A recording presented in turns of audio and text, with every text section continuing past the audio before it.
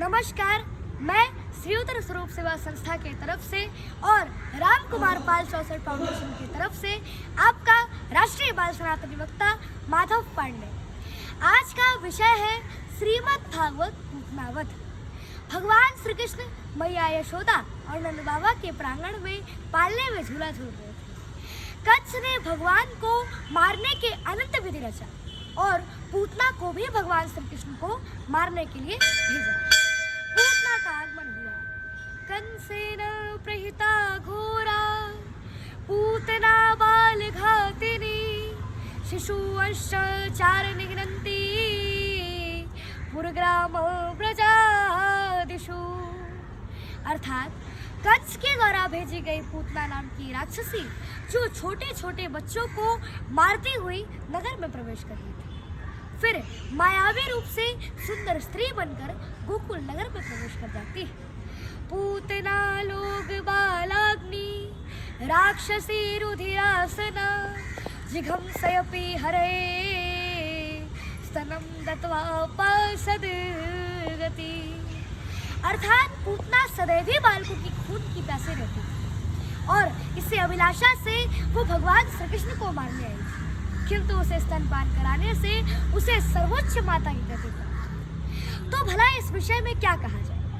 जब माता पूतना रति श्रृंगार करके भगवान श्री कृष्ण के पास पहुंचती है तो भगवान श्री कृष्ण अपने नयन को मूंद लेते हैं, अपने दोनों नेत्र बंद कर लेते हैं।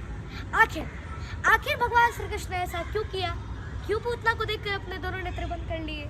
इस तथ्य की पुष्टि कवियों ने अनेक प्रकार से की। नंबर 1, भगवान श्री कृष्ण को रति श्रृंगार अति प्रिय थे। अगर कन्हैया पूतना से अपने नयन को मिलाते तो उनसे प्रीति हो जाती, और जिससे प्रीति हो जाती है, प्रेम हो जाता है, तो उसका वध नहीं किया जाता।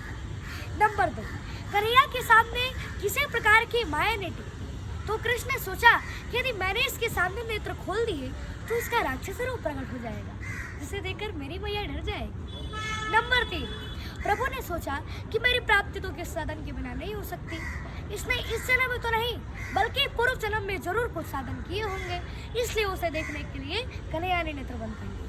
नंबर 4, कन्हैया ने सोचा कि मैं तो गोकुल में माखन मिश्री खाने आया था, परंतु आज तो छठवें दिन ही विष पीने का अवसर आ गया, और विष पीने का अभ्यास मेरा नहीं बल्कि भगवान शिव का है, इसलिए भगवान शिव का ध्यान करने के लिए कन्हैया ने नेत्र बंद कर लिया कि प्रभु आप आइए, हर विष पी लीजिए, बाद में बचा हुआ दूध मैं पी लूंगा। नंबर 5, भगवान विराट स्वरूप श्री कृष्ण के दाया नेत्र सूर्य और बाया नेत्र चांद।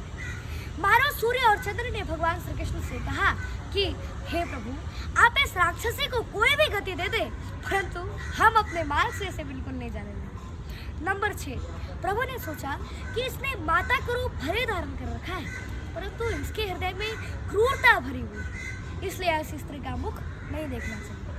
पूतना ने भगवान श्री कृष्ण के मुख में विष मिश्रित स्तन को डाल दिया। भगवान श्री कृष्ण दूध पीने के साथ साथ उसके प्राण भी हरने लगे।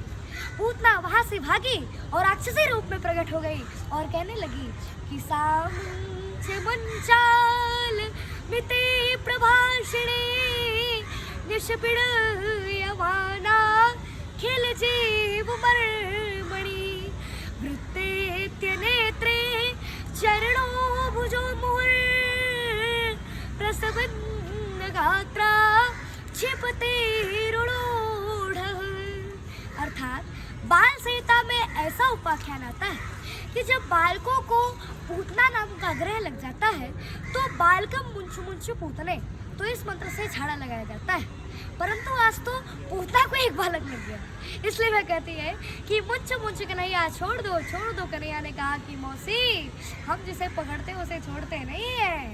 इस प्रकार पूतना मृत्यु गति को प्राप्त हुआ। पूतना का शरीर बहुत बड़ा था, जहाँ उसकी अलके गिरी वह अलीगढ़ हो गया, जहाँ उसका गला गिरा वह आगरा हो गया, जहाँ उसका हाथ गिरा वह हाथरस हो गया।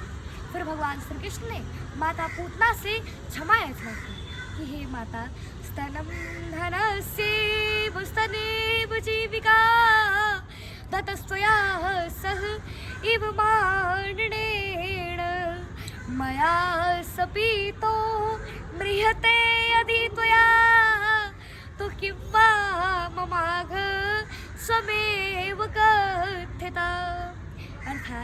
हे माता, मैं तो एक दुधमुखा बच्चा हूँ, मेरा दूध ही आ रहा है और तूने मेरे मुख में विष मिश्रित स्तन को डाल दिया और मेरे दूध पीने से तू मृत्यु गति को प्राप्त होती हो, तो इसमें मेरा क्या दोष है?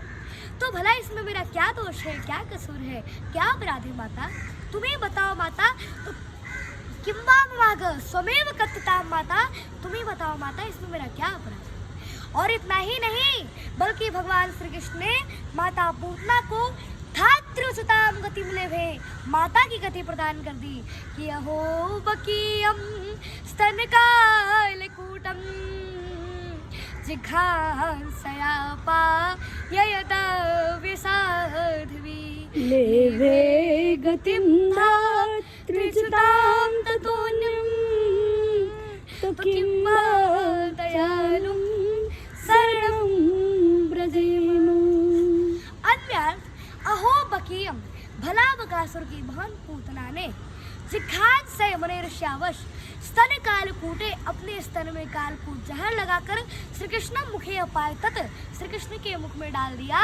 अपि साध्वी दुष्टान, फिर भी उस साध्वी दुष्टा को भगवान श्री कृष्ण ने धात्रुसुताम गतिम लेभे माता की गति प्रदान कर दी। तो किंवा दयालु शरणम प्रजेम, तो ऐसे दयालु को छोड़ कर हम किसी और की शरण में क्यों जाए? बार बोले भगवान मेरी लाल की जय।